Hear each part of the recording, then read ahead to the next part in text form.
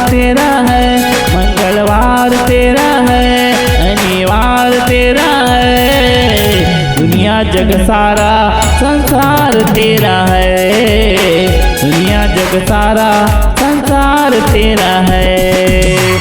मंगलवार तेरा है, शनिवार तेरा है, मंगलवार तेरा है, शनिवार तेरा है।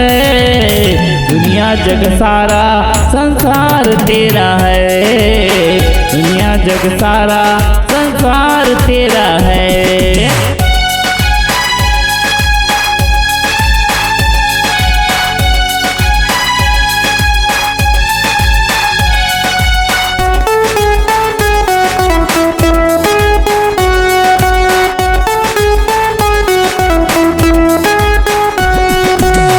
चमेली तेल और सिंदूर लगा के हनुमान जी को चोला चढ़ा के, चमेली तेल और सिंदूर लगा के हनुमान जी को चोला चढ़ा के। मंगलवार तेरा है, शनिवार तेरा है, मंगलवार तेरा है, शनिवार तेरा है। दुनिया जग सारा संसार तेरा है, दुनिया जग सारा संसार तेरा है।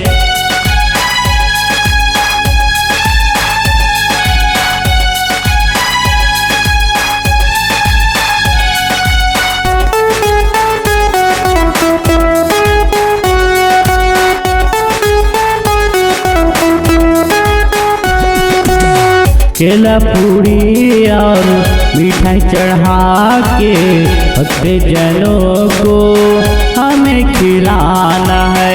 केला पूरी और मिठाई चढ़ा के भक्ति जनों को हमें खिलाना है। मंगलवार तेरा है, शनिवार तेरा है, मंगलवार तेरा है, शनिवार तेरा है। दुनिया जग सारा संसार तेरा है, दुनिया जग सारा संसार तेरा है, दुनिया जग सारा संसार तेरा है, दुनिया जग सारा संसार तेरा है, दुनिया जग सारा संसार तेरा है।